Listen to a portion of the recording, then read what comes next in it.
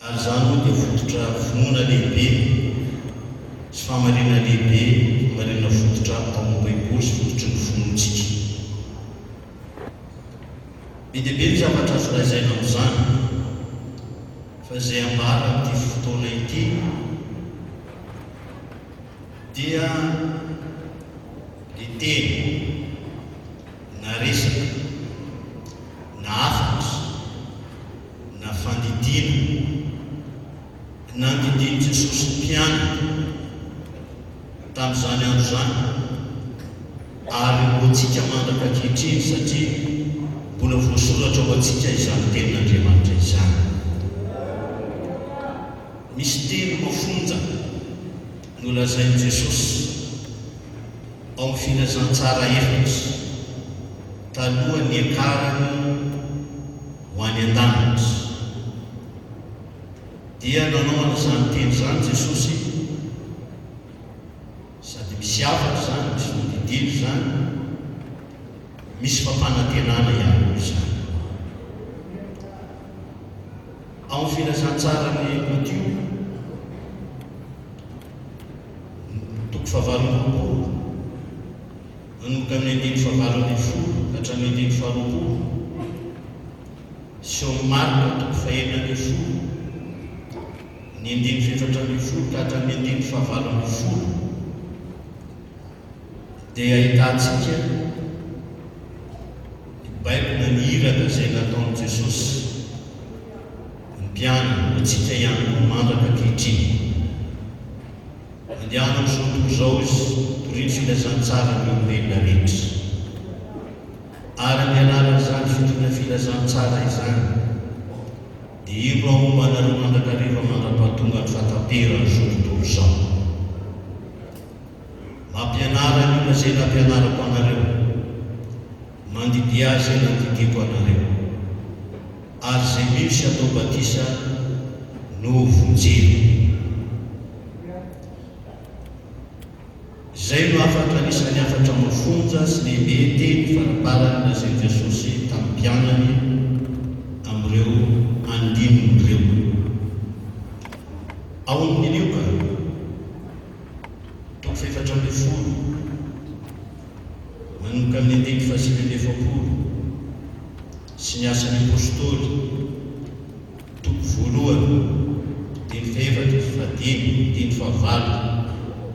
teny efa itsika izany a tsy vakiko tsony. Ny zava-dehibe nampanantenain'i Jesosy eo dia ny fampanantenana, ny fanahy masina.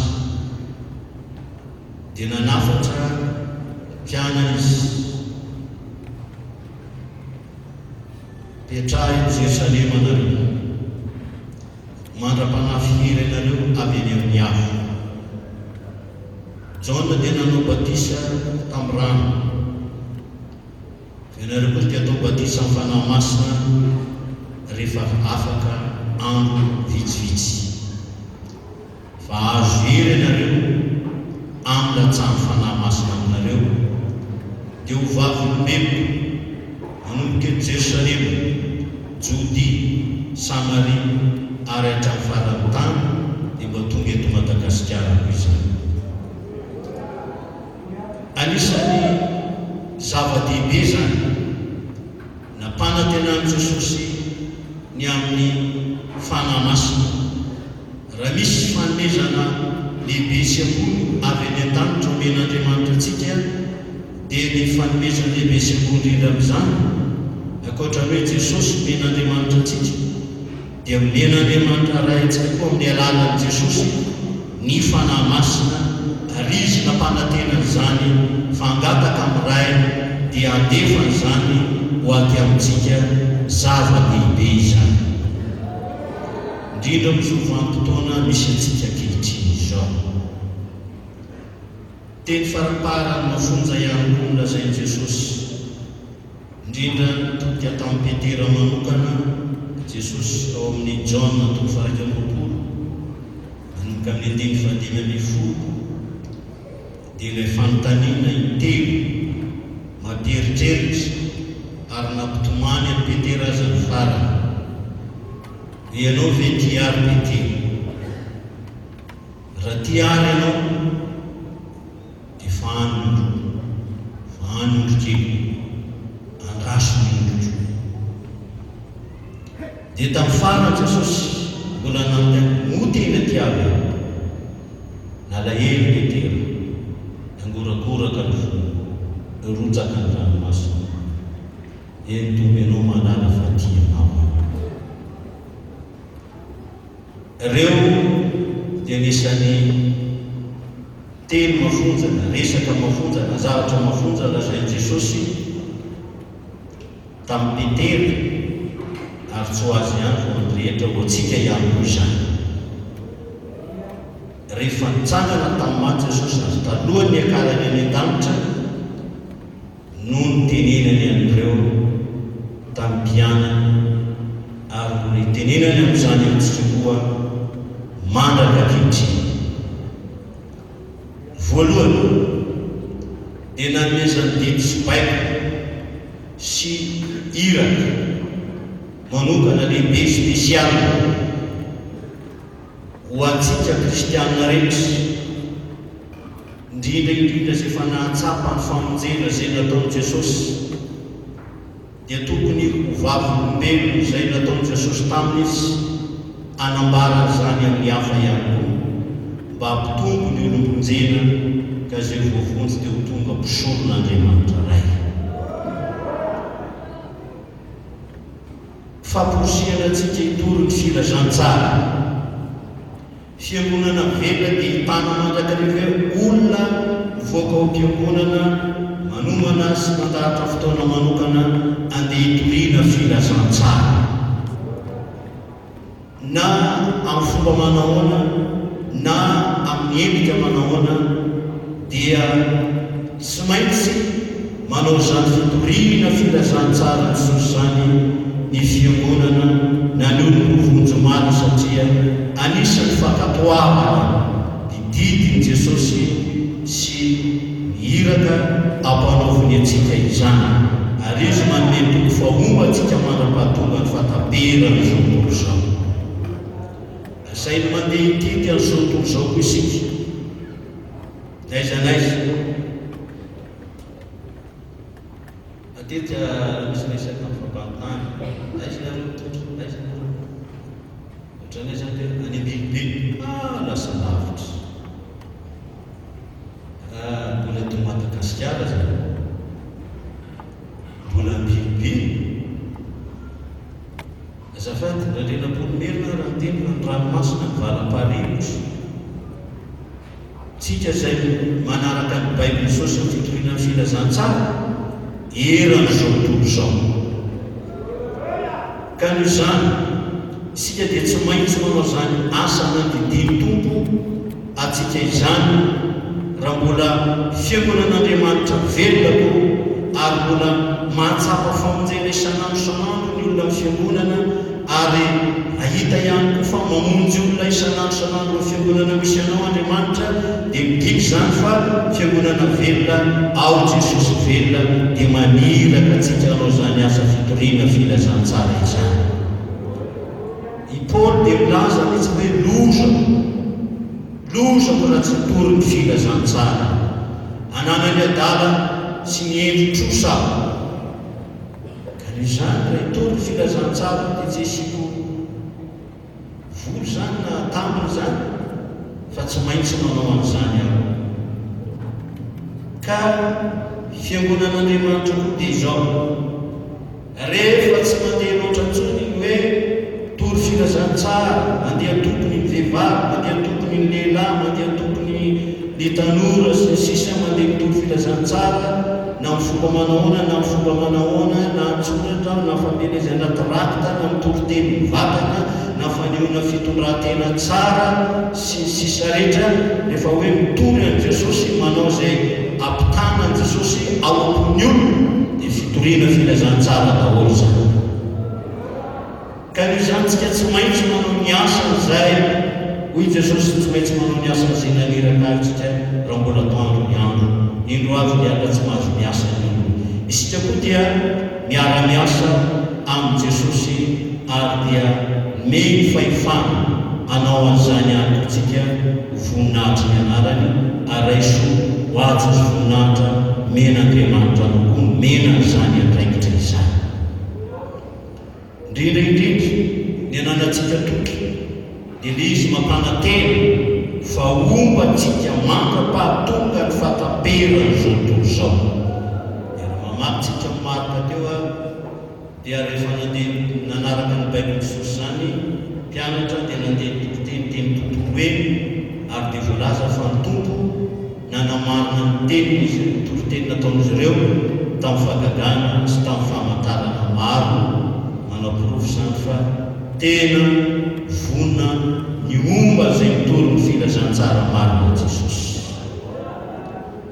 Izay ny zava-dehibe anisan'ny mafonja tokony akatoavintsika hatrany ny mitory filazantsara tsy homenatra ny vavolombelon'ny Kristy na aiza na oviana mandra-piavina eny amin'ny raolanitra dia tokony toriana sy ambara izany.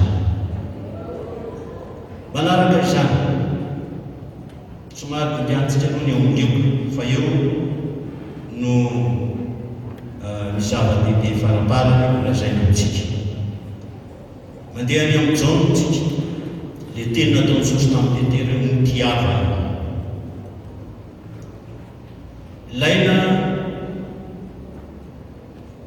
petraka amintsika raiso antsika koa zany fanontaniana zany hoe moa tian'i Jesosy marina va aho? Moa tian'Andriamanitra marina ianao? Fanontaniana napetraky ny tombo zany dia namaly an'izany Petera. Ka rehefa namaly amin'izany Petera dia nisy teny any nolazain'i Jesosy rehefa namaly Petera hoe tiasy tianao izy dia fa any ondro kely fa any ondro andraso ny ondro. Zany hoe le fitiavana an' Jesosy zany tia ho arahan'asy. Fitiavantsika an'Andriamanitra koa dia tokony arahan'asy anaka satria amin'ny teny na amin'ny lelana faoka ho tia amin'ny asa sy amin'ny marina na amin'ny famonjena. Tokony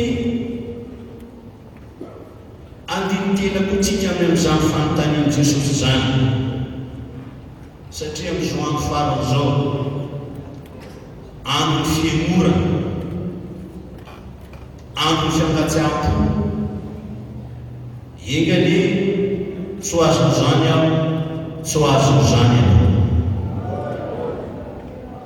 Baiboly dia milaza amin'izao vanim-potoana misy antsika zao indrindraindrindra rehefa akaiky fiavian'i Jesosy dia misy teny milaza an'izany amin'ny mahitotoko fipetrapompolo milaza ny amin'ny famantarana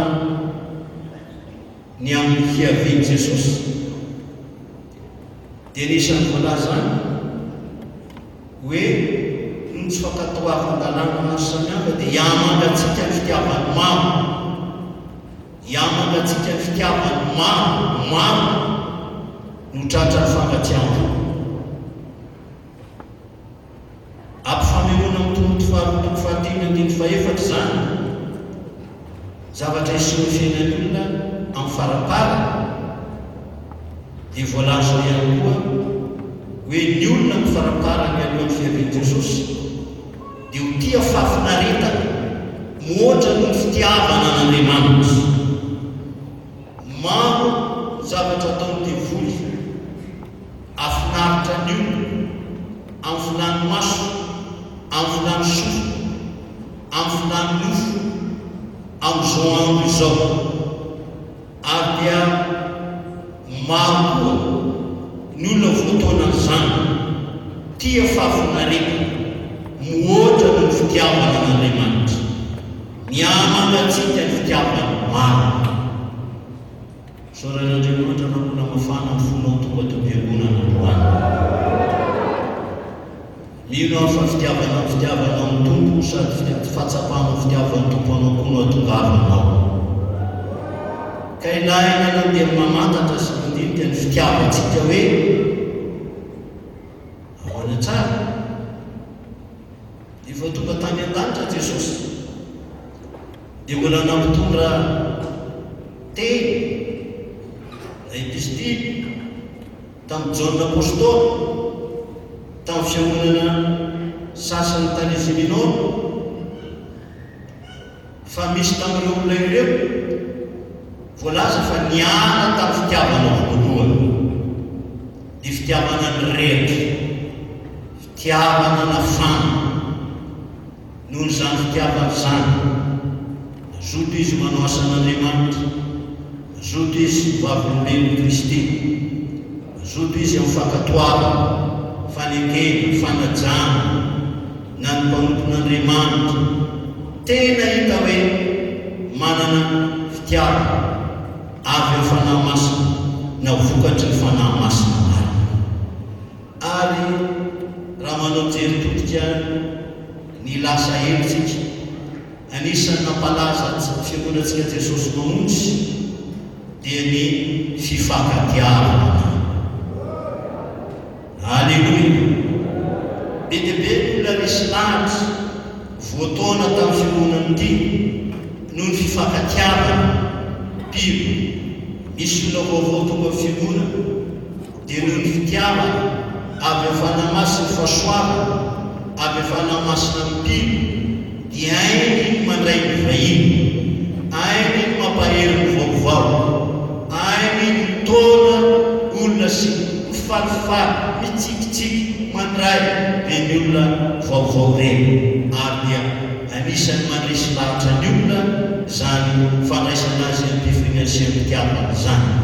Nalaza dia nalaza amin'izany Jesosy mamonjy hatramin'izay, regany olona velona hatramin'izao zany. Fitiavana n'Andriamanitra dia fitiavana ny namana sy ny olona rehetra ihany. Ataontsika hoana ny fitiavan'Andriamanitra izay tsy hitany maso. Raha ny rahalaza momba mikaiky antsika eo ary atsantsika mitiazo ny baiboly ataonao hoana ny fitiavan'Andriamanitra tsy hitany maso. Fa raha tian'ireny madinika mino an' Jesosy ireny tsika dia tia an' Jesosy ihany. Araka ny teny izay nataonareo tamin'ireny dia nataonareo tany. Noho izany mila velomina tsara ny fifankatiavana. Ary io anisan'ny fety fantanterahana vary. Teny tsy fantatra mety hitsaratra, fa gagana mety hitsaratra, nanina mety hitsaratra ny baiboly, fa reto telo reto no mitoetra, ary tokony hitoetra, tokony hahatra, tokony ho hita mandra-piavin'i Jesosy. Dia ny finoana, ny fanantenana, ny fitiavana, ary ny fitiavana ny lehibe sy indrindra amindreo. Fitiavana n'Andriamanitra amin'ny fankatoavana ny teny sy ny didiny mandrakariva. Ka rehefa tiantsika ka mitanina izany izao, tsapantsika ao anatintsika Jesosy amin'ny alalany fanahy. Satria izy mihitsy ny teny hoe izay tia dia tanina ny teny, tanina ny teny. Ary izay ho tia azy dia hiditra ao aminy, onona ao aminy, toetra ao aminy. Izay ny fahatsapana ihany koa fa tian'ny Jesosy tanina izay efa rentsika ireny. Ka raha mbola mitanina sy manaraka ireny sy mankatoa ireny tenin'Andriamanitra ireny sika ka mampitoetra an'izany be dia be ao anatintsika, dia manana fahatsapana hatrany hatrany sy mitombo fahatsapantsika fa velona ao anatintsika Jesosy, miafeo amin'ny fanahy masina izy. Ary dia lasa vokatra izany dia manana fitiavana, tia an'Andriamanitra, tia asan'Andriamanitra, tia izay nateraka Andriamanitra, tia izay miteraka ny zanak'Andriamanitra ihany. Ary io ilaina ho hita aritra hatramin'ny farany. Anisan'ny jereny Jesosy eo amin'ny farany hoe ahoana ny fankatiavana, maharitra ve, misy ve? Ireo zany dia tsy maintsy mipetraka ireo telo ireo. Na inona nampalaza n'olona tamin'ny fanomezam-pahasoavana maro samihafa,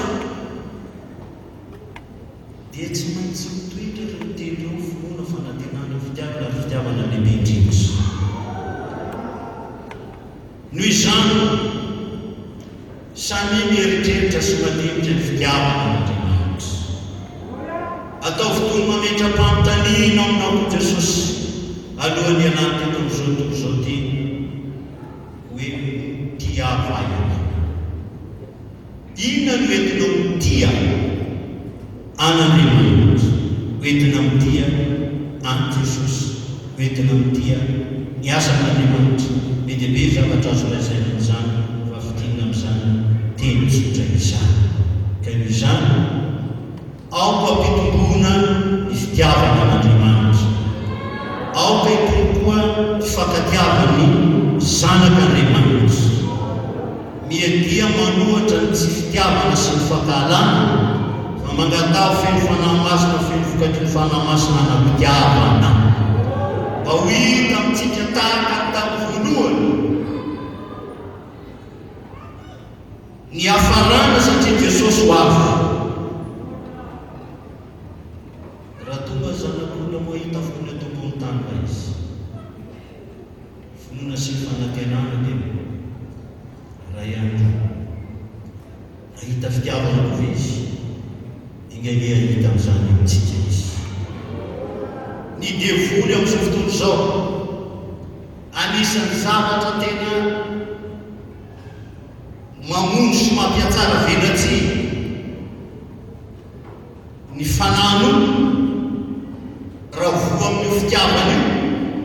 Raha io no menezan'ny devoly point vital ara-panahy mihitsy izany, mampiatsara velatsia, mamono fiainam-panahy. Nefa ny Baiboly dia mampirisitra antsika aza mamono ny fanahy, velomy ny fanomezam-pahasoavana. Fanomezam-pahasoavana koa ny fitiavana io e, ny fanahy masina velomy lasa velomy faty. Samy miady amin'izany tsika mba ho hita Jesosy amintsika izany amin'izao farany le tongotra ny fiaviany izao, mba tsy ho tanteraka amintsika le famantarana ratsy. Ny le famantarana ratsy iamantatsika ny fitiavana mahazo tia fahafinareta, iarahantsika mahita, iarahantsika malala ny zava-misy amin'izao fotoana izao, mampitombo ny fahafinareta zay tsy araka an'Andriamanitra, tsy avy amin'Andriamanitra fa avy amin'ny devoly.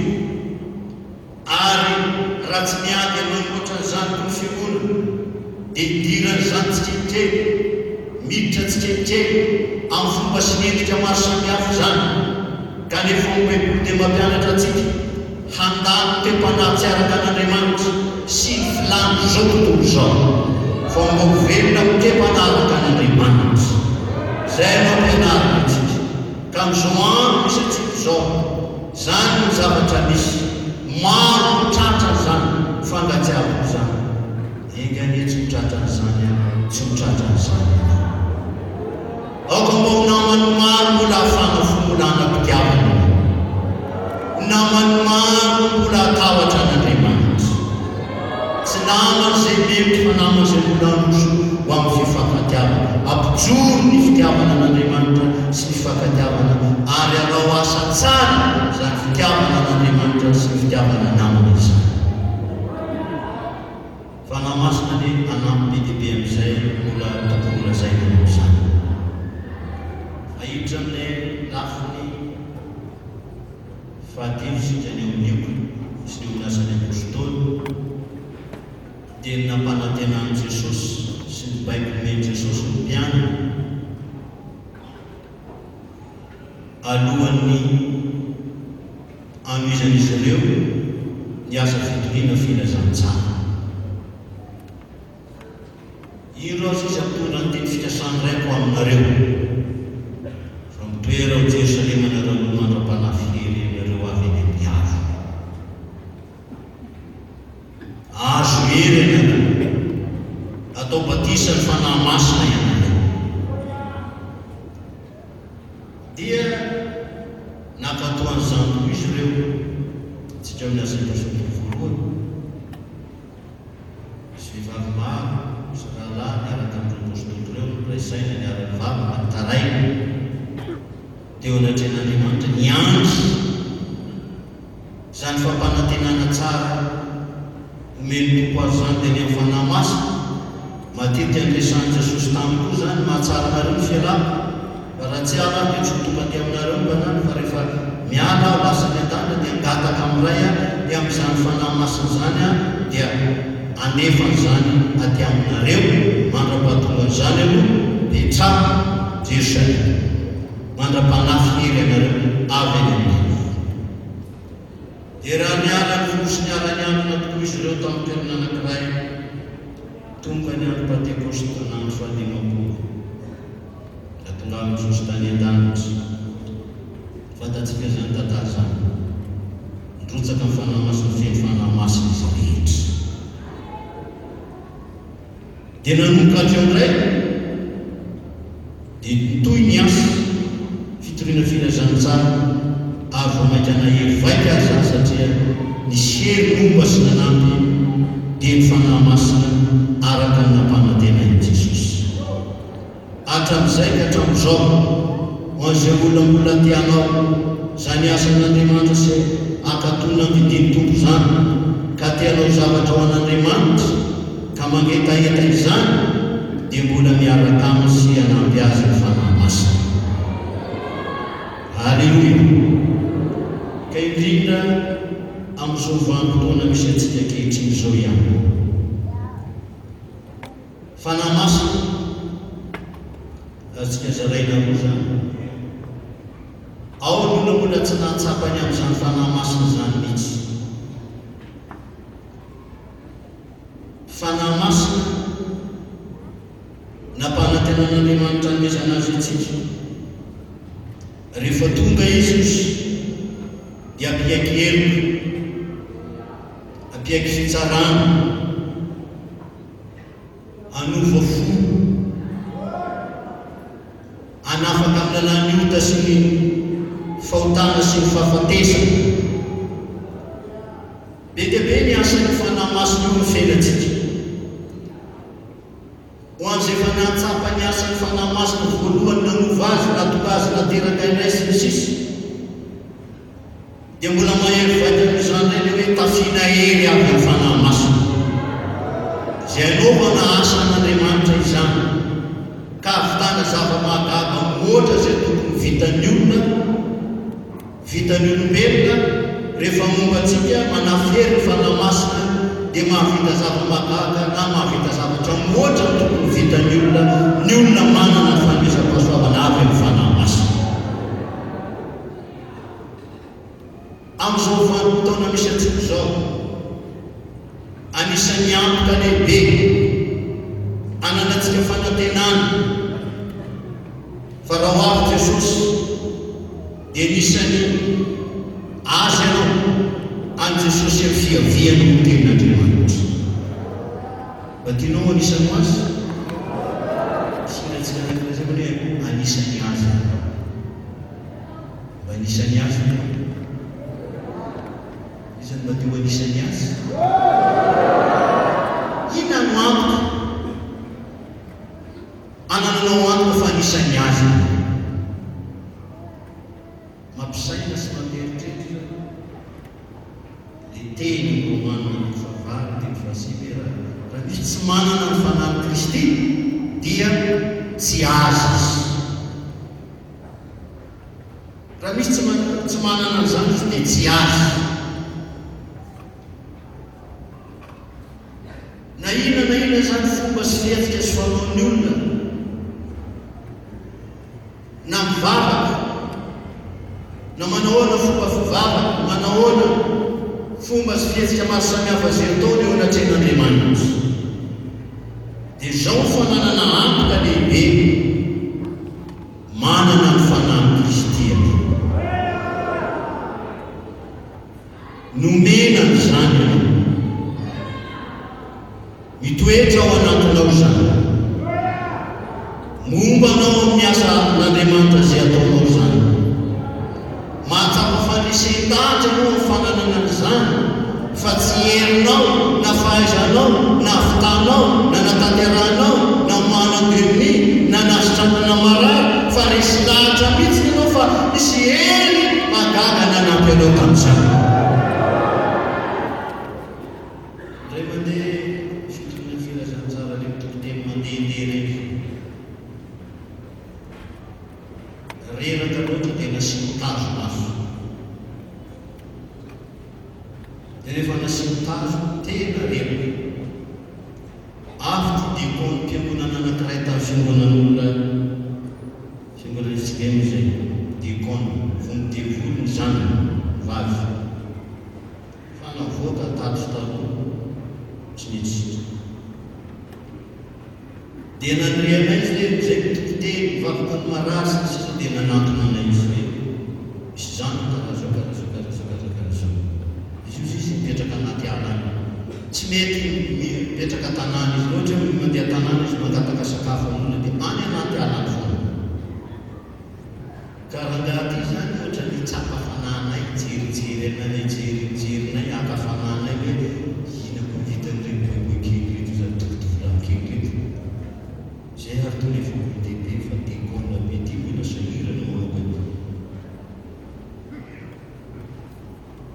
dia tamin'izany vitsikely olona tamin'ny fiangonana nentina dia sady vitsikely zafady tsy hoe mamely miafitra konairina mitratrafitra antitra be daholo ny akanao izy eo raha manao ny raha zalomana dimy anao mety ho adiny ray matsika vity satria tena mitaraza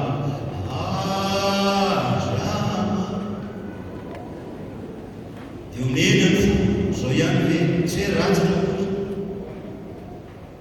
fa zao ihany hoe Jesosy mila mpitomboinany tonga ty rangaty sady sokotanina ny fiangonana misy azy deko marary zany miazo io sisisisisy ohatra ny tehiteny izy hitahaka nataonay leilana anatiny tsisy hoe zanako vonoteny ka raha mba misy hainao re andao re mba avonjeo raha mba misy haina ohatra ny ty ilazana zany raha hoe raha mba hainanao manao an'izany fa andao ohatra fa zay fa nao zay raha mba hainanao tsy dia zay manday fa Jesosy no mampay Jesosy no mampanao dia ho ary zay tsy sahy teny amin'izay ty mbola reraka marary lasitrery zay mbola mamenamenatra satria hoe dekona izy io fiaviavy karaha maka fanary io mihitsy izy hoe io koa raha vitanreto hoavy zay atao arytsika lalany eo amin'ny ataontsika hoe 9 kilometre eo andro mafana be amin'ny 10 heures maranay zay nandeha amin'ny folo atoandro amin'ny tany mafana nandeha tamin'ilay toerana teo Molombato zay tonga tany zay dia fa rera noana sisisy dia mivavaka nono ingany hoe mangataka misotsika mba hotratra ao io olo io so any anaty aly izy hotratra ao an-trano ao tonga tany toy zay tsy tany anaty aly izy fatao an-trano dia nivoaka tao amin'ny trano izy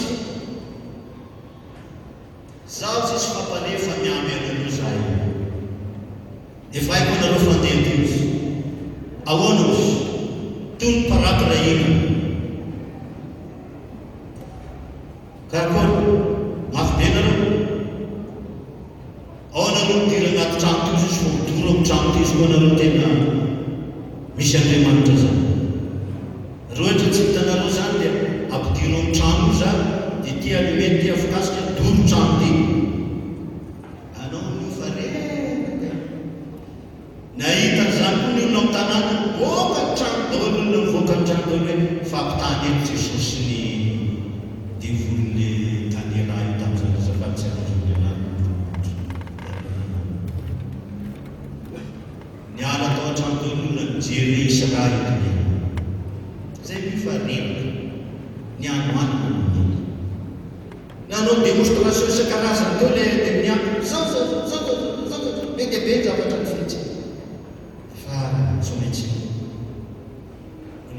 vavaka moa zay vavaka jerena daholo zay natao fihetsika rena dia ohatra hoe tena zavatra ery zay no nangina ny vavaka rehefa natsapa meny tompo hery andre dia lasina zay roany rehefa hitanerana ty fa mitrana lavolavo zay mbola reratreraka dia mba nisena fanafosina voankazo tao na izy nareo azo le miadyny tany kakery tao na kifoka tsara kakery dia avy zay nanala azo ny anarana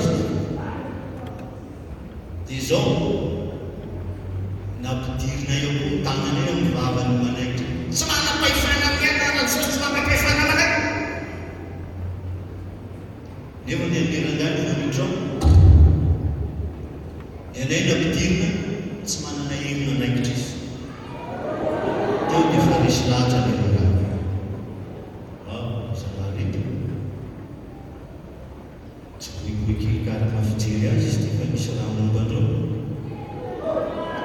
tam'izay tena natsapako mihitsy hoe tena tsy amikerina mifatanjana fa mifanampy le riano Jehova tokomao efa natsapa fa renaka ohatrany tsisy aina mihitsy fa rehefa tena tonga am'izay fanatrena ihany amin'levoka misy hery tonga misy fasahina misy firehetana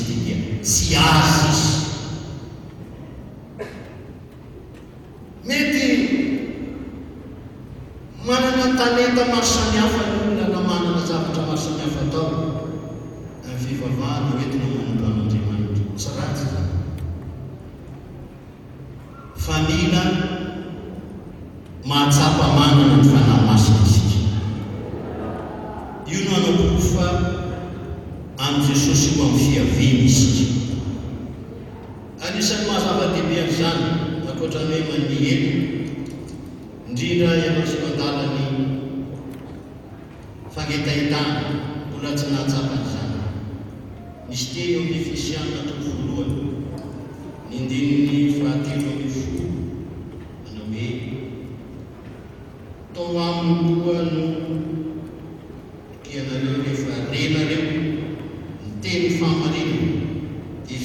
teny filazantsara famonjenanareo. Ao amiko ianareo rehefa nino no nasiana tombokase tamin'ny fanahy masina araka ny teny fampanantenana.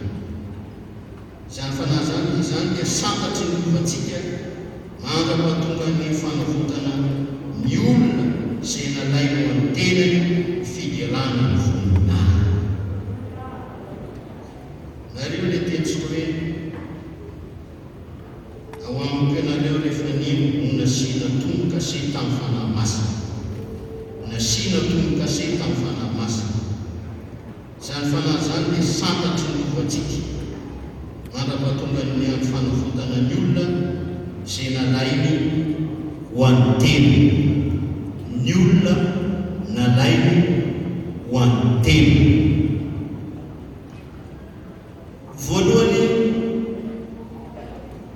tokony voahisy tombokase ny fanahy masina izany isika mba hanantsika hery sy fahefana na nidirana ny an-danitra azy ao amin'ny tanàna vaovao Jerosalema vaovao, mba nanana fahefana hiditra amin'izany dia ny olona manana ny tombokase ny fanahy masina no hiditra any mba tenenina tsotra izany.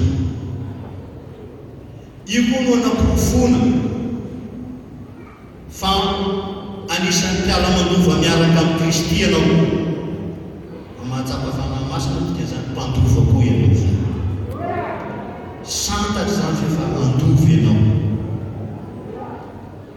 Io koa no antoka ho an'ny olona izay nalainy ho an'ny tenany. Le nalainy ho an'ny tenany io dia mizara roa.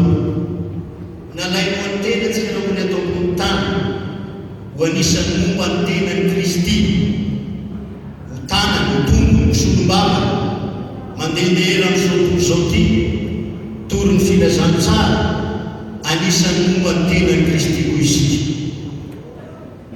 Ary ny olona halainy amin'ny fiaviana dia ny olona voahisy tombokase ny fanahy masina. Io no makaratra Jesosy niazy. Ny oloko mahalala ary zaho mahalala azy hoy Jesosy. Misy olona lazay Jesosy hoe tsy fantatro nareo navitaiza navitaiza, miala amiko ianareo mpanao. Misy lazay fa tsy fantatro, nefa izy dia miteny hoe fantatro ny azy. Ny azy dia misy tombokase ny fanahy masina. Izay azy dia manana ny fanahy masina. Izay azy dia tafiana hery avy amin'ny fanahy masina. Noho izany tokony anehoantsika etaeta izao. Ianao izao miteny hoe za fa nahatsapa 50 taona lasa zay. Io dia natao hitombo, hampitombo ny fahatsapantsika, hampitombo ny fahatsara-tenantsika eo fiainantsika, hampitombo ny hatsara-toetra, hampitombo ny toe-manaraka an'Andriamanitra. Rehefa enana ny nahatsapa ny fanahy masina dia tokony ny hatsara sy mihampitombo ny hatsaram-panana. Misy vokatra tsara be dia be eo amin'ny toe-panaina. Fa raha tsy araka an'izany izy, izay misy olona azafady tsy mirehetra fa misy sasany manao an'izany araka ny fahelan'ny fotoana ka very fahatsapana izy, tsy miafeny fanahy masina izy, dia izy tena mahavita zava-doza indrindra namporitanana fiangonana na nombana fiainam-panany aminy na manao tsinotsinona mpampon'Andriamanitra sy be dia be. Ka izay no mahatonga ny tenin'Andriamanitra faminaniana misy Isaia hoe mandra-pandatsaka fanahy avy amin'ny avy amintsika. Ny tany karakaina dia ho tonga samy mahavokatra, ary samy mahavokatra dia ho tonga hoanana ho verina hoanina. Izay mbola tsy nahatsapa zany dia tany karakaina dia ho tonga samy mahavokatra, zany hoe feno vokatry ny fanahy masina ny fiainanao. Vokatry ny fanahy masina zay voalaza ny Galatiana 5:5. Feno vokatry ny fanahy masina. Manjary anampitiavana be ianao. Misy fifaniana, misy fiadanana, fifaliana mifanana zavatra amin'izao tontolo izao. Fa na manana ianao na tsy manana ianao, mahery aminao ny fifaliana hoe ao anatinao fanahy masina, vokatry ny fanahy masina, zanak'Andriamanitra ianao, any Jesosy ianao. Na inona pitamezan'olona anao, rehefa tsapanao fa ao anatinao ao, le fanahy masina velona ao anatinao, tsy misy zavatra lehibe ampoarina sy fanomezana lehibe tokony ananana moatran'izany ananana n'olona anankiray, ianao tena manan-karena indrindra. Misy lovatsara ho manan'Andriamanitra. Ka izany izay mbola tsy manana, mangatao i Jesosy. Ianareo na dia ratsy aza alalana izay mitsony zanaka mandevendraina izay ny andanitsy aminareo ny fanahy izay mangataka aminy, azonao taony mangataka an'izany. Mankatoava ny tenin'Andriamanitra ianao. Raha mandika ny bebaka ny tenin'Andriamanitra dia mibeba ianao. Fa izany no anisany fanomezan-toko men'Andriamanitra ny olona izay bebaka. Mibebanareo araka atao batisy amin'ny anaran'i Jesosy amintsika Jean-Kristy ny vonjeny-tompo, dia amin'ny anaran'ny Ray sy ny Zanaka ary ny fanahy masina. Fa mijiosy izay tsy mino an'i Jesosy ka miandry nono an'i Jesosy dia atao batisy amin'ny anaran'i Jesosy izy. Fa itsika Jean-Kristy izay vonjena dia izao amin'ny anaran'ny Ray, amin'ny anaran'ny Zanaka, amin'ny anaran'ny fanahy masina. Tompoteny mahamasana andro. Mibebaka miala fotana dia atao batisy ny fibebana mba azahoana famelan-keloka. Dia rehefa azonao ilay famelan-keloka, nareo anay fanomezana dia fanahy masina. Sady mahazo famelan-keloka, mahazo fanahy masina rehefa mibebaka. Fanahy masina dia omen'Andriamanitra an'izay manaiky azy, ho an'izay mankatoro azy. Rehefa manaiky sy mankatoro ireny tenin'Andriamanitra sy fandidiny tenin'Andriamanitra irentsika. Raha mandidy anao izy bebaka dia mibeba, dia azo fanahy masina. Ho asiana tombo-kase ianao, anisany atao hoe zanak'Andriamanitra ianao. Nateraky ny rano, nateraky ny fanahy. Ny rano dia ny tenin'Andriamanitra, ny fanahy dia ny fanahy masina. Nanovanao ny dikan'izany, nanovanao tonga ho laraka n'Andriamanitra, tonga anao ara-panahy araka n'Andriamanitra. Milatsaka tamin'ny Saoly ny fanahy amin'izao dia voalaza fa voaova olo mba ho vao izy, olona araka n'Andriamanitra. Ka rehefa ampiarina aminao zany, nampiarinao koa ny bebaka ianao dia atao batisy ny fibebana, azonao famelan-keloka, andraisanao fanahy masina, dia andray fanomezana ianao dia fanahy masina.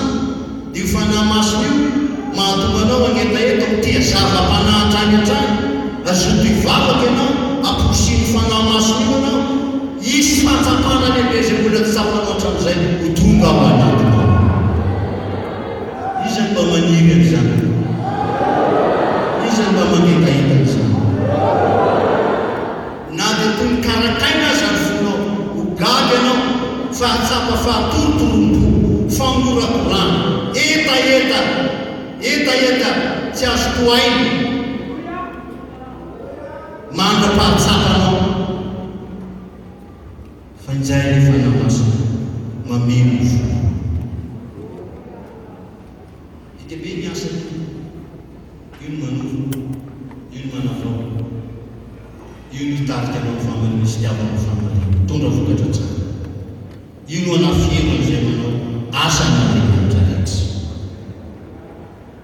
Anarak'izany eritreretina akory dia milaza izany mino fanahy rehetra. Izao rehetra zany izy ny fanahy rehetra izay mandala fa tsy tonga tamin'ny nofo Jesosy, dia izany atao hoe fanahy antikristy. Fa ny fanahy rehetra izay manaiky fa tonga tamin'ny nofo Jesosy, izany ny fanahy famandiana. Maro ny fanahy, aza mino fanahy rehetra. Be dia be, misy fanahy maloto, misy fanahy ratsy, misy fanahy mamita, misy fanahy fampirina, misy fanahy mason'iritory. ilaitsika fanan'Andriamanitra, fanahy ny famarina, fanahy ny famasinana mandrakizay, fanahy avy any an-danitra avy amin'Andriamanitra. Izay no ilaitsika izay. Ka ny zavatra tiana ambarana izany amintsika indrindra amin'izao vanim-potoana misy antsika ankehitriny izao. Misy fanahy maro, misy ny atao hoe fanahy mamitaka. Izany zavatra mamitaka izany ohatra ny velona hoe misy kamo tsisy, ohatra ny hoe marina nefa tsy marina, ohatra ny hoe avy amin'Andriamanitra nefa tsy avy amin'Andriamanitra. Raha avy amin'Andriamanitra dia avy amin'Andriamanitra zao mindrina zao zao. Karazana tromba avy mety. Tromba to dia fantatra hoe tromba io fanahy ratsy. Fa ny fanahy mamitaka, ilay fanahy mamitaka io tsy tena olona tsy mino misy an'izany, fa ny olona mivavaka indraindray no tena asiany izany.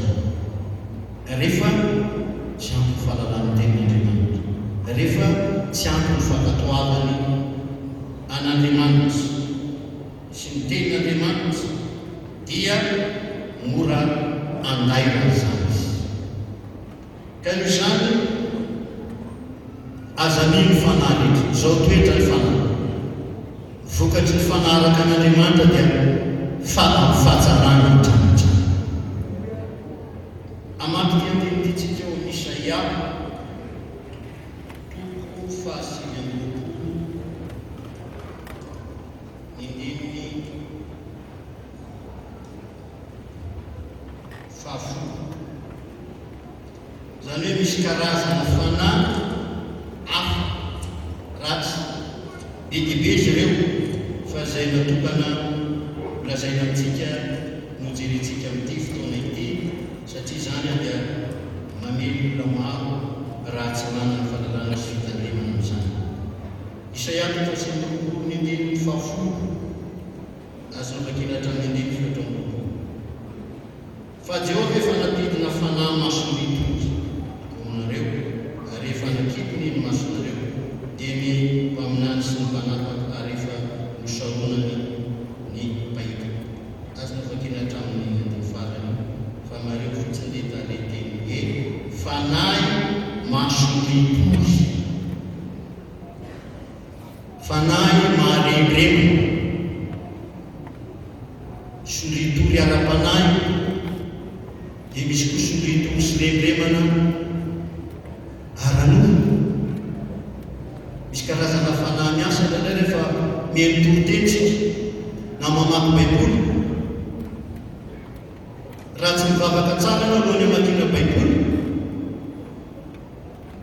dia rehefa mamaky ianao dia rendremana, solitory, mety miveriny dimy ny an-dalany fahadimy voazo ny saina, ny an-dalany anankiray voazo ny sainao, fa misy zavatra mandrenika, misy zavatra mampateatory, dia indraindray miverina fatonga izy, fatonga izy, fatonga izy, mamerimbery satria tsy azo ny saina izy ohatrany hoe mamaky baiboly. Ilaina manoka devolo rehefa mamaky baiboly, dia mivavaka apahitao zava-mahagaga ny teninao lalana ty ny mason'Andriamanitra. Amin'izao andro izao alohan'ny fiavian'i Jesosy dia famoarana virjina folo dimy adala, voalaza fa samy rendremana izy ireo, fa le dimy elo tahirosolika fitaiza nanana fanahy masina, fa le dimy adala tsy nanana izy.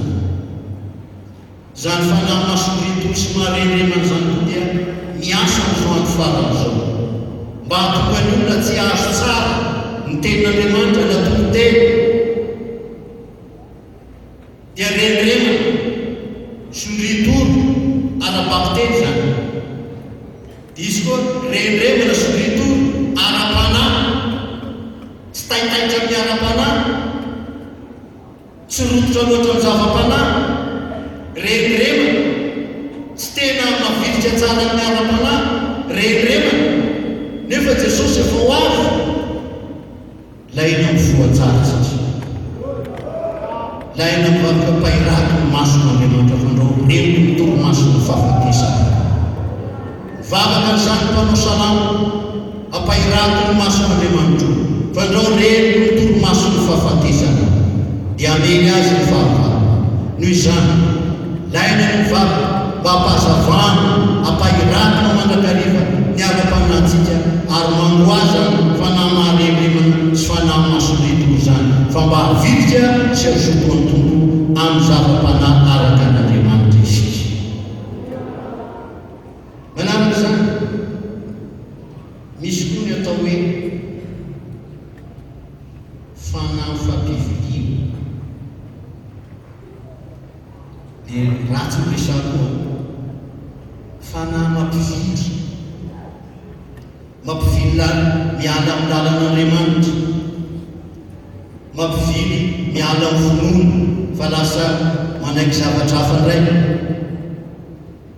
Ary misy olona ampiasainy zany fanahy fampiviliny zany afaka mitaona olona, afaka mamino ny olona tsy hainy zay lazay mpampon'Andriamanitra, afaka mamino ny olona hiala ndao ariny ndao atiny fa ianao zay mandray zao telo zao aza mety avilivily ianao. Halleluia. Vakitsika temreto Jeremia toko faharoa ny andininy faha-efatra ambiny. Jeremia toko faharoa ny andininy azafady fotomaniny Jeremia toko faharoa ny andininy faha-efatra ambiny folo dia misy an'izany zao amin'ny anaran'i Jesosy. Ny mpaminany nahita zava-poana sy fahadalàna honao ary tsy nampiseho ny tao izy ireo mba hampiala na hampivily ny fahabolonao fa nahita etapoana manao izy ireo izay nahatonga famoahana.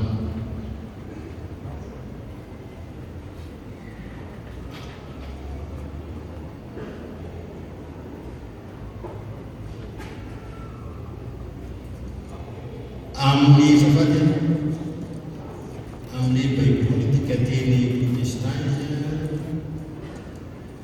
dia zongo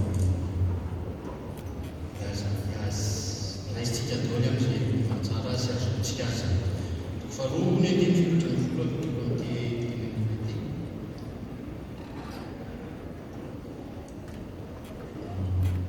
teny Jeremia akiko amin'ny tika teny protestant zany mazavazava araka ny fijiko azy averina Andriamanitra teny fanao hoe ny mpaminany nahita laika sy fahadalàna manao ary tsy nampiseho ny tao mba hiavanao tsy ho vava fa nahita faminaniana laika sy fampiviliana. Io zany hoe fampiviliana zavatsara hoe fampiviliana fandroana fampiviliana hoe fandroana ho anao fampiviliana Jaona voalohany toko faha-efatra ny andininy faha-enina dia misy an'izao teny zao ihany koa manampy an'io mirona an'io diny fahaenina avy amin'Andriamanitra izahay zay mahalala an'Andriamanitra no miaino anay zay tsy avy amin'Andriamanitra tsy mba miaino anay. Zany mahafantaratsika ny fanahy ny fahamarinana sy ny fanahy ny fampiviliana.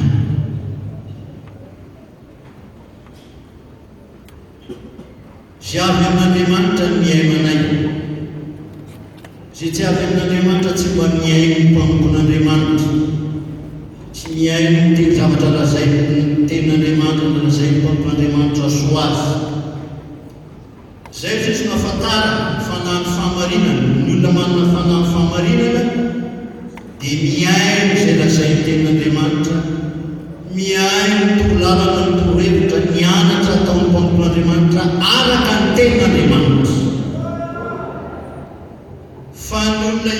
ny fanahny fampiviliana azo ny fanahny fampiviliana zany ary misy koa aminany misy mpitarika mampivily ny olona mitona ny olona hiala amin'izay niorenany misy zany laina ny maina laina ny mitana Jesosy mamonjy hatramin'ny andro niorenany hatramin'izay hatramin'izao mandra-piavososy mbola izy tsy miovako ny fampianarana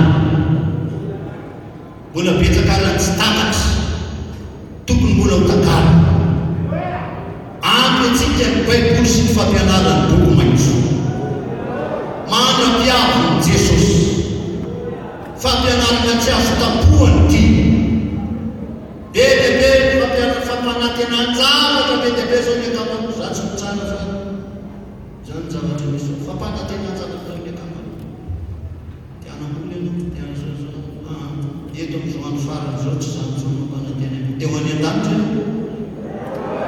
dia azo fanahy masina ianao dia azo sitraka amin'Andriamanitra ianao dia anakaream-pahasoavan'Andriamanitra ianao manaraka ho azy ny zavatra rehetra rehefa azonao ny ao amin'Andriamanitra ka tanyreny mitsany miarintena amin'izany atao hoe fanahy fampiviliana zany ary ny fanahy izy komba manana mpaminany itoeran'ilay fanahy ka le itoeran'ilay fanahy fampiviliana dia mpaminany mpampivily ny olona hiala amin'Andriamanitra vily ho vily ho amin'ny fahababoana babony devoly babony filozofia mampifahiren'ny olona babony zavatra tsy araka an'Andriamanitra lehibe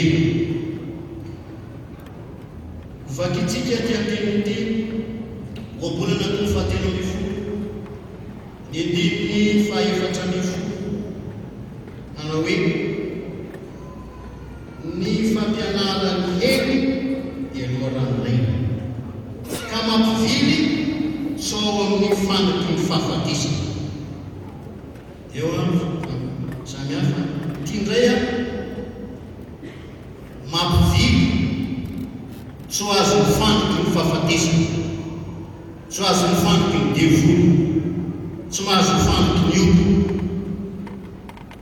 io mpamon'Andriamanitra maro zay no avy amin'Andriamanitra zany hoe mampiala ny olona amin'ny lalany ratsy ka mamily azy ao ty amin'ny lalan'Andriamanitra zay zany hoe ilafiny io fa afa le hoe mampivily ny olona miala amin'ny lalan'Andriamanitra dia mandeha amin'ny lalakafa tsy manindra atao direct mampiala ny olona mampivily olona hiala amin'ny Jesosy mamonjy andeha amin'ny zavatra hafa teto ny anorenan'Andriamanitra anao miorena tsara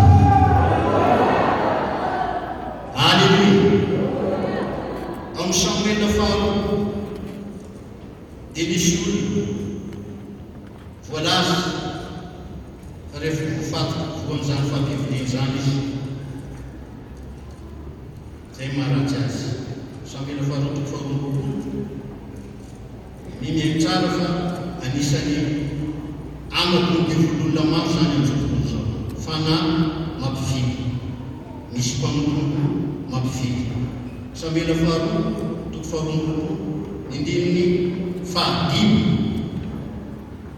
fa niodidina tampoka nionja ny fahafatesana ary niriaka ny fahoret ary riaka ny fahalatsiana nampatahotra ny famatora ny fiainatsikita niodidina tampoka ny sakanahy ny fandiky ny fahafatesana fony azo fahoriana ao dia niantso ny Jehova eny Andriamanitra no nitaraina ny ainy feo tao an-tebony izy ary ny fitarainako dia efa tonga eo ana tsofony Alleluia eo zany le olona tratra ny fandiky ny fahafatesana na mpiviliana zany fandiky ny fahafatesana zany eo ny tapany ambany hoe ny famatora ny fiainatsikita niodidina tamiko ny sakanahy ny fandiky ny fahafatesana dia pita aina ny oabolana zay nivakitsika teo fa ny olona manaraka sy manaiky fa marina dia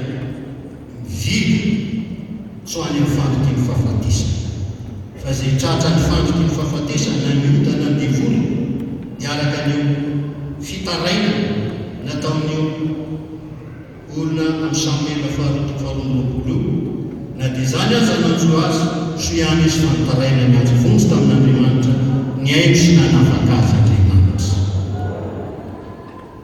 Ka mila fitandremana ary amin'izao fotoana izao fa misy ny hoe fanahy fampivoriana ary misy olona atao hoe mpanompony zany mitona olona mampivily ny olona ampiala ny olona amin'ny lalan'Andriamanitra amin'izay fanjoroana dia mila tandratsika mila mangataka fiarovana marina amin'Andriamanitra ary mangataka fanahy famarinana. Isaia 7:1 ny amin'io dia zaza no mampahory azy ary vehivavy no manapaka azy. Ry olo ny mpitarika anao no mampivily anao sady mandrava amin'ny lalana alehanao. Ary io hoe mpitarika anao mampivily anao ary mandrava ny lalana alehanao.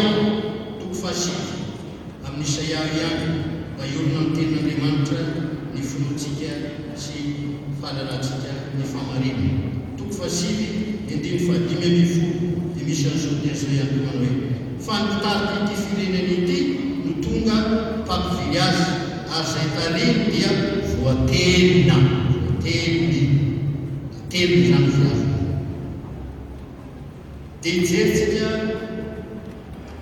ao amin'ny Jeremia toko 7 ny andininy 2:3 ireo daholo ireo andininy 3 ny andininy 2:3 manao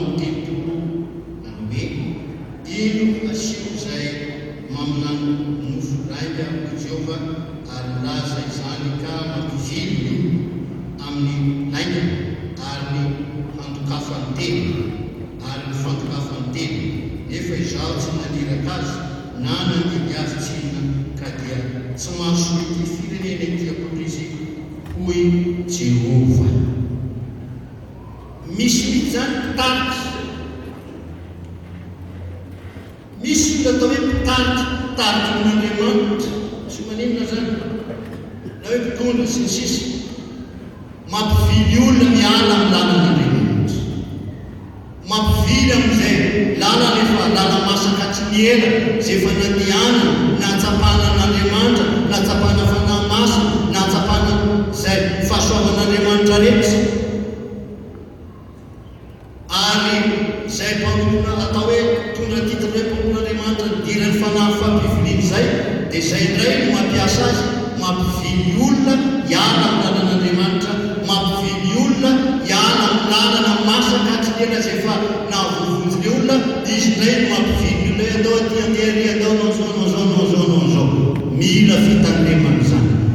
Misy fanahy fampiviliana, misy olona ampiasany zany fanahy fampiviliana zany amin'ny lalana ny olona tsy ino tsy toetra tsara, tsy anaraka tsara, fampianarana izay efa nahavovonjy azy, fampianarana mahatonga teko anaraka an'Andriamanitra, fampianarana mitarika amin'ny lalana ety,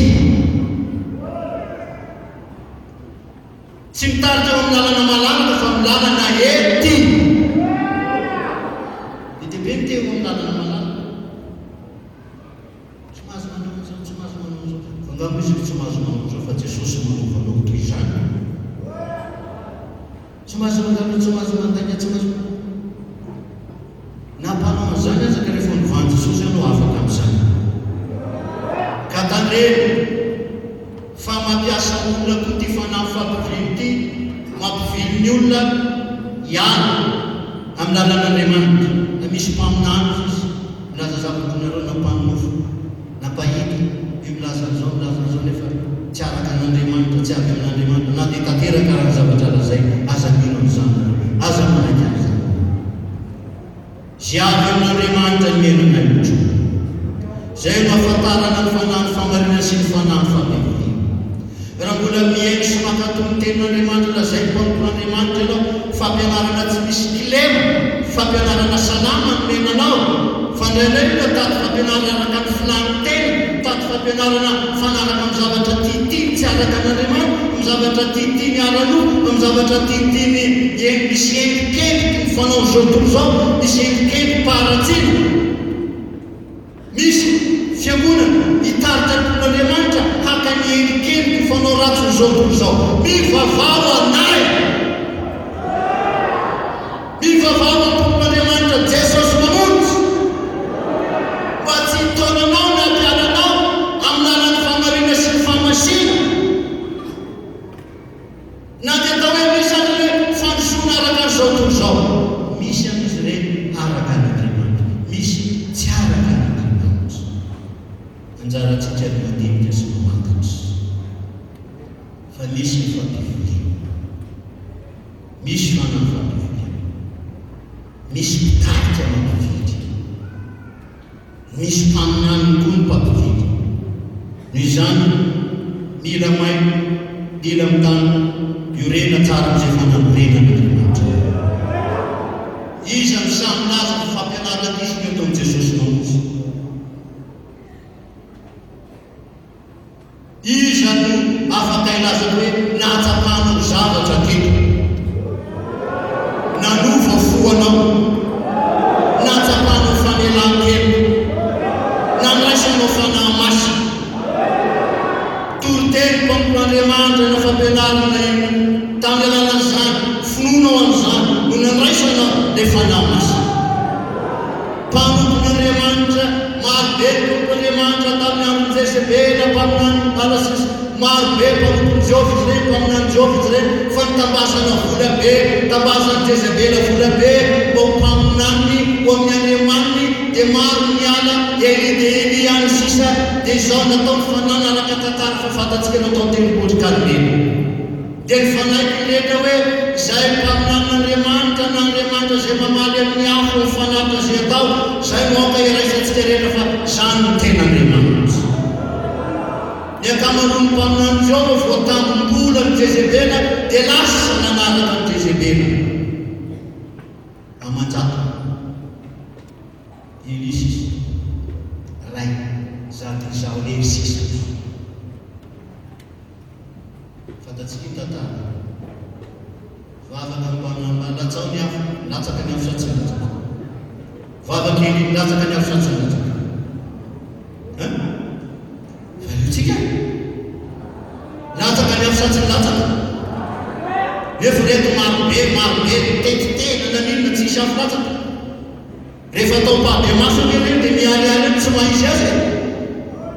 Fa raha fa ny vavaka eny latsaky ny afo. Tandiny ny fanahy masina ankehitriny izany, vava tena Andriamanitra avy amin'ny osotry ny fanahy masina, mahatonga fanahy masina hirotsaka hiasan'ny olona. Mbola tsapanao eto ve zany sa tsy tsapanao? Izy mbola matsapa fa mbola misy eto zany. Izy mbola afaka anay fa mbola mampiteny mpanompo miaraka ny fahamarinana Andriamanitra. Mbola mandray fanahy masina na inona fanaratsiny, na inona fahakalany inona mpanompon'Andriamanitra hoe ny tena mpanompo Jehova marina raha magataka dia mandatsaka afo avy eny an-danitra, milatsaka ny afo. Aleluia. Mahatsapa fifaliana avy amin'ny fanahy masina ny olona. Ka rehefa tsy mahatsapa fifaliana avy amin'ny fanahy masina izay fifaliana lehibe, fifaliana tsy misy tahaka izany, dia mitady zavatra hafa hampifaliana olona, ny mpampivily, ny mpaminany fampiviliana, mitady zavatra hafa hamalifaliana ny olona, fa tsy fifaliana avy amin'ny ety ny fanahy masina avy eny ambony, fa mitady fifaliana amin'ny zavatra foron'ny ety ivelany hitany maso. Dia ampidirinao am-piangonana daholo zao zavatra maro samihafa manintona ny maso, tadiavana fahafinaretana avy eto ivelany. Tsia fahafinaretantsika sy fifaliantsika avy eny ambony. Fanahy masina no mitondra izany. Aleluia.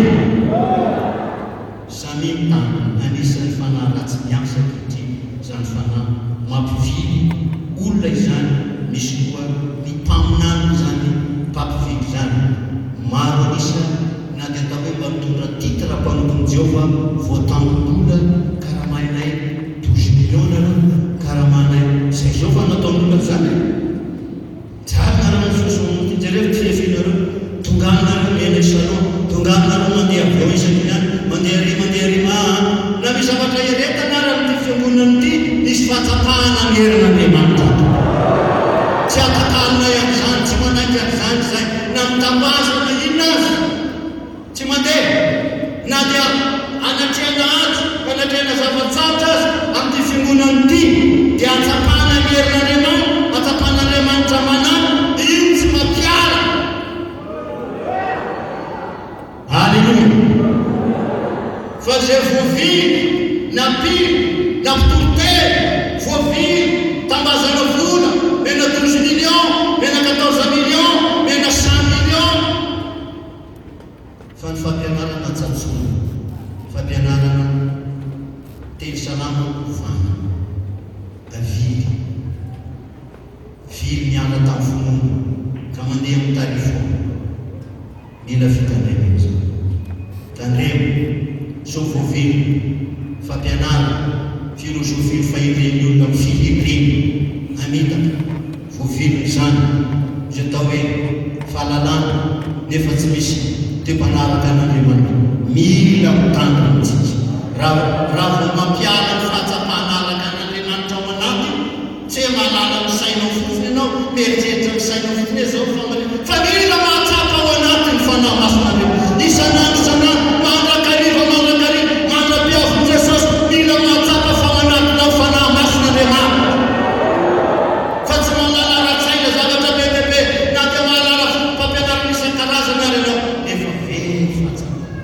tsisy fahatsapana oatra ny paoly nanana ny anaran'olona mpivavahana na mpianarana tam'izao very fahatsapana tsy nanana fahatsapana tatorina izy rehefa natsara lehibe zay fahatiako ao anazy tamin'izy ka indrindra amin'izao vanim-potoana izy misy tamin'ny andro ny apôstôly amin'ny asan'ny apôstôly toko faha-sivy folo andimy feno so amin'ny asan'ny apôstôly toko faha-telo ny folo andimy folo antiny anak'olo toko faha-sivy folo andimy feno toko faha-telo ny folo andimy fahafolo fanohatra ireo ny ray na paoly na mpivily olona hiala amin'ny Andriamanitra natao tanana fa mba avily ho any amin'Andriamanitra narinahitra sy ny tanana.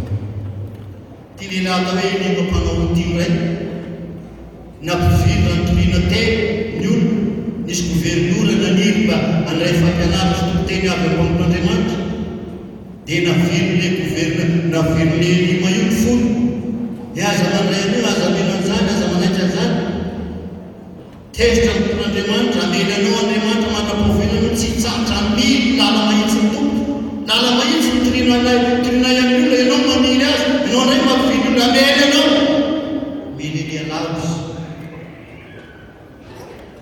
teo izy dia tonga dia mitsamba tampoka teo resy lahatra ny gouvernoura lasa ino izy nitetika ny lima dia ampivily azy tsy ino kanefa rehefa nahita zavatra nataon'Andriamanitra ny mbaniny rompan'Andriamanitra izy dia naninino nanaky any Jesosy. Halleluja. Ka mitandremo misy mpampivily misy mpitaona misy mpaminany koa ny mpampivily namorana mafy ny teny zay mpitondraina eto teny salama mantsara ny ara-panahytsika raha mbola notsan'Andriamanitra ny fanahy masina zany Andriamanitra sy mpampo dia miara-miasa Jesosy Andriamanitra ray miara-miasa Jesosy nangataka fanahy masina mba harotsaka aty dia tongo zany ny mpanompon'Andriamanitra koa rehefa mitory teny dia mangataka fanahy masina hiasa dia miasa zany fa raha olona tsy an'Andriamanitra tsy asa zany fanahy masina na hiantsoantso ohatran'iny eo izy tsisy fanahy masina hiasa amin'ny olona fa rehefa mpanompon'Andriamanitra mifanaraka amin'Andriamanitra ny miantso fanahy masina hiasa amin'ny olona dia miasa amin'ny olona fanahy masina mampiekeloka azy mampibebaka azy manova fo azy manome hery azy manasitrana azy mbola hitanao eto ve zany mbola tsapanao eto ve zany sao dia misy azo misalasalana sao dia misy tady hotratrany zany fanahy fampiviliny zany anaovan'olona resabe any anaovan'any filosofia sy ny fahalalany maro samy hafa any dia tady horeno tady sy atao hoe rivotry ny fampianarana masa rivotry ny fampianarana samihafa fampianarana hafahafa rivotra mihitsy izy ohatra hoe hoarina amin'ny rivotra mihaitantana zao misy fampianarana hafahafa tsy mifanara amin'ny tena famarinan'ny baiboly mampivily daholo zany mampivily lalana olona daholo zany mampiala azy amin'ny lala mahitsy ny tompo zany noho izany mena maio mena mitanina amin'izao fotoana izao fa misy fanahy mampivily misy mpaminany mpampivily manao fampianarana izy manao zavatra maro samihafa izy hitany ihany izy hoe hafahafa na dia vita hoe hafahafa ka mbola misy mpivily zany izany samy mitana samy maio tsy tian'Andriamanitra hiala amin'ny lala-masaka hatringely ianao fa eny ianao dia hita fitsara ho an'ny fananana aza mety avily aza mety avily amin'ny zavatra tsy araka an'Andriamanitra ao amin'ny Hébreu 4:10 misy fanrarana misy fisakanana amin'izany hoy ny teny eto mandefa mifaraka telo mifolo ny fahasivy dia misy an'izao teny zao ianarana Jesosy aza mety avily izay fampianarana maro hafahafa ianareo fa tsara raha tomerina amin'ny fahasoavana ny fomba io ihany mitsy aza mety avily izay fampianarana maro hafahafa Efesiany toko faefatra ny dimy faefatra ny folo misy an'izao teny zao mba tsy ho zaza intsony isika ka ailangina sy ampitambon'oleny ny rivotry ny saipetsy ataon'ny olona zavady mba tsy ho zaza intsony isika ka ailangilana sy ampitambon'oleny ny rivotry ny fampianarana samihafa rehetra amin'ny saipetsy ataon'ny olona sy ny fihendreny ahatanteraka ny hevitry ny famitahana araka ireo temireo sady mandrara ny mampitandrina atsika ailangilana rivotry ny fampianarana ilangilana raha mandeha lakana ianao ka tsy mipetraka tsara indra lakana azo raha mandeha lakana ka ilangilanao zao le lakana ianao anokony lakana eny very ny équilibre anao na ianao lasa misaoty any anaty rano ny lakana mbola tsy toborano na toborano vadika ny lakana mitondranao rehefa tratra ny fanahy fampivirina koa nila amin'ny fampianarana maro samihafa zay mihery dia miilangila tsy ny olona tsony amin'izay fanandorenan'Andriamanitra azy miilangila atambolombolony rivotra mitambolombolona ahoana miara zay farany mivily aza mety avidy zoro amin'ny lala-masaka atringely lala-masaka atringely atsika Jesosy mamonjy dia zao fampianarana mahatonga toe-mpanaraka an'Andriamanitra mahatonga ny fanahy masina ironjaka everolona fadalana sy lany any fototsaha fanahy masina ankehitriny amin'ny fiangonana moderne tsy mila mizany gagagagany olo kaikaitrany raha mahita olo dia samy fanahy masina fa zavatra manity mety vela fafinareta mety vela manana endriky toe-mpanaraka an'Andriamanitra nefa tsy misy hery misy fampianarana amin'ireny misy zavatra mety be disiny anareo zao anareo ka rehefa tratra amin'izay no dia lasa milangilanana amin'izay ahoana sabotsy lany farany dobo lakana na ianao dobo plonge anaty rano rina lakana amin'ilay ianao dobo miara-dobo maty no izany samy mitana alleluia zay mila atsika maniry ny fanahin'Andriamanitra fanahy ny famarinana fanahy hitarika atsika ny famarinana amin'izao andro tsy efa manana fanamaso mbola iafeny iamtony fahatsarana itony fahatsarana zay mbola tsy manana azo atao mbola mangataka an'izany maniro etaeta aoka fatrapaniry aoka ibeba aoka andraiky an'Andriamanitra aoka tena angataka an'izany amin'ny fomba manontolo fa omen'Andriamanitra zany manao profany Jesosy asina tomokasiana marika fa aza na dia mbola etony zao dia any Jesosy fa zay tsy manana an'izany tsy aza izy andro tokony an'iotsika etaeta zao araka aniratsika maro ny fanajatsika ny faniriana tsy ampy be dia be ny faniriany olona dia ny anakarena raha mivavaka filanjavatra be dia be ny tena ivavaha fa le arena be tokony ananany tsy vavahany tsy akatà ny arena be tokony ananantsika dia zao fanan'Andriamanitra sy ny fahasoavan'Andriamanitra miaraka aleo lavitra tsy manan-karena izay tsy manana fahasoavana sy fanan'Andriamanitra fa raha manana izany ianao na no hoanao androany tadiavinao rapitso na dia hoanao androany rapitso tadiavinao androany nefa aminao kely sisy aminao ny fanana kely sisy voam-piongonina tamin'ny fahoriana rehetra